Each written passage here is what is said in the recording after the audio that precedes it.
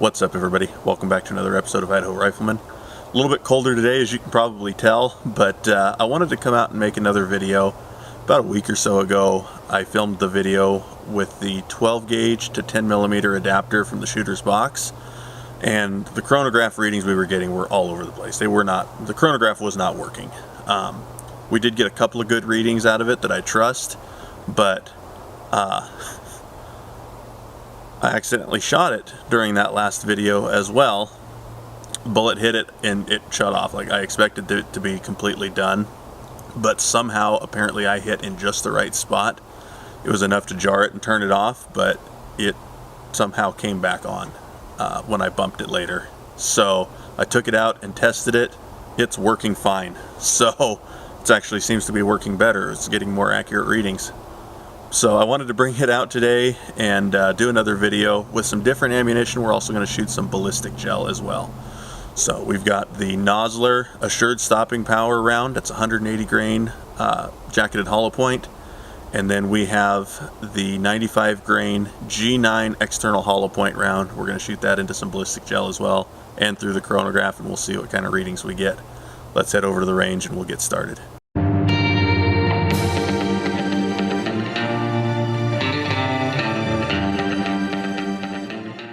We've got the chronograph set up. I'm only going to put 2 rounds through the chronograph. Defensive ammunition is quite a bit more pricey than full metal jacket, and I still don't have an ammunition sponsor yet, so it's all coming out of my pocket. The ballistic gel is going to be the real test today. This is kind of just checking to see if this thing's working right, and if it is, what kind of readings we're getting out of the defensive ammo. I'm not really going for averages on this, but we're starting with the Nosler Assured Stopping Power 180 grain jacketed hollow point.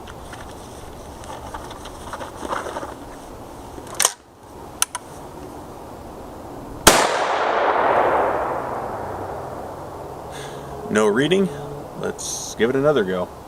Try to aim low enough to get a good reading, but not so low that I shoot it again. 917. G9 95 grain external hollow point.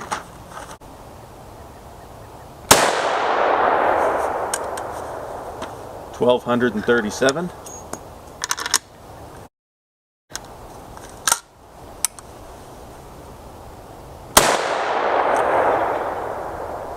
$140.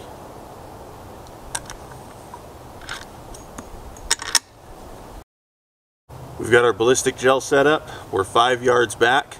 I'm going to start with the 180 grain full metal jacket from S&B and see how that performs in the gel.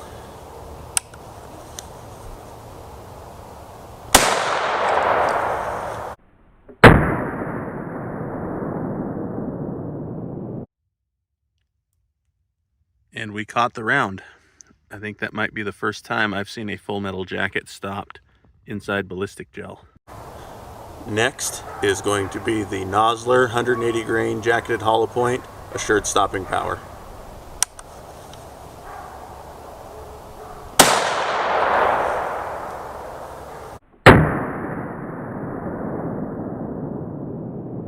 Alright, so we hit on this lower channel.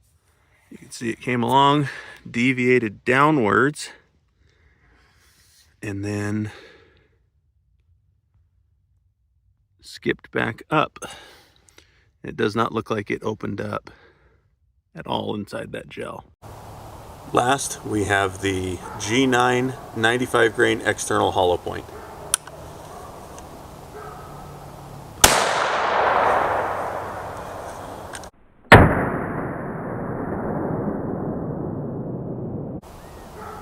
I hit low on that one and actually bounced it off the table, so I'm going to put one more round of the 95 grain G9 through the gel here.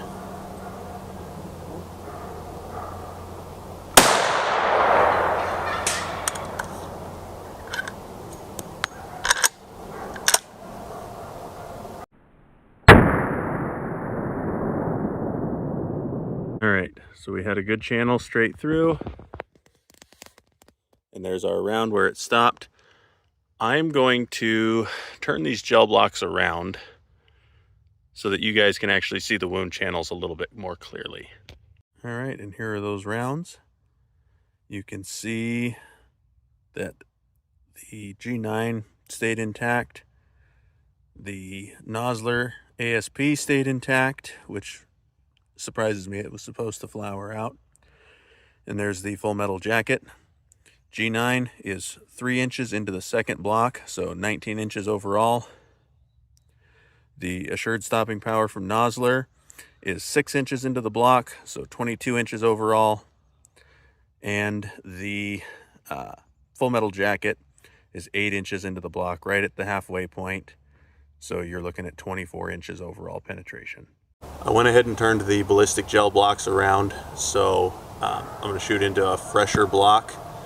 I apologize, you guys. I really didn't have time this past week to remelt those blocks and try to give you a fresh view overall, but just know you have my sincerest apologies over that. I feel bad. So this should at least give you guys a clearer view of what that initial 16 inches looks like on these rounds.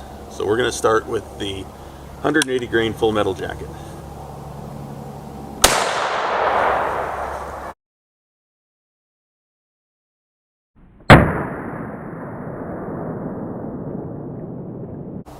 .180 grain jacketed hollow point, the Nosler ASP.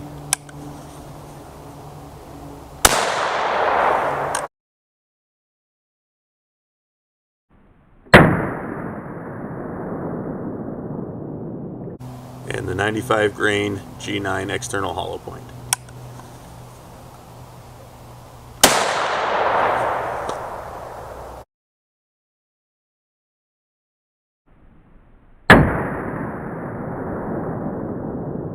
A very good shot. All right, everybody, that's going to wrap up this week's episode of Idaho Rifleman.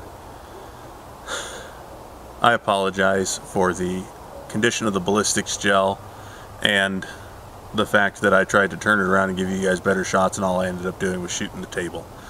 So looks like I owe you guys another video on this down the road. But as far as the performance of the rounds, the full metal jacket actually stopping inside the ballistics gel was very surprising to me. Like I said, I don't think I've ever seen that before with any of the full metal jacket rounds I've ever shot. So that was interesting to me. And I'm disappointed in that assured stopping power round. It did not open up at all in the gel. So I think I have some of that in 9mm.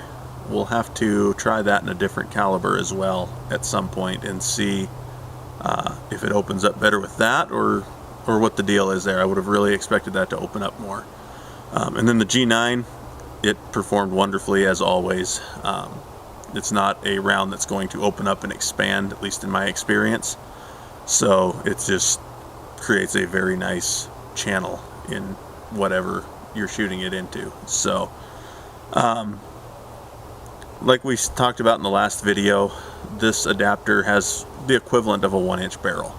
So you're not going to get massive amounts of power out of this, but traveling at the speeds that they are in that 900, 1237 on the G9, which I'll put all of the ballistic data in either the description below, or you may have already seen it by this point in the video because I might drop it in cards in between the different shots there. So whichever, the ballistic data will be available in either location there.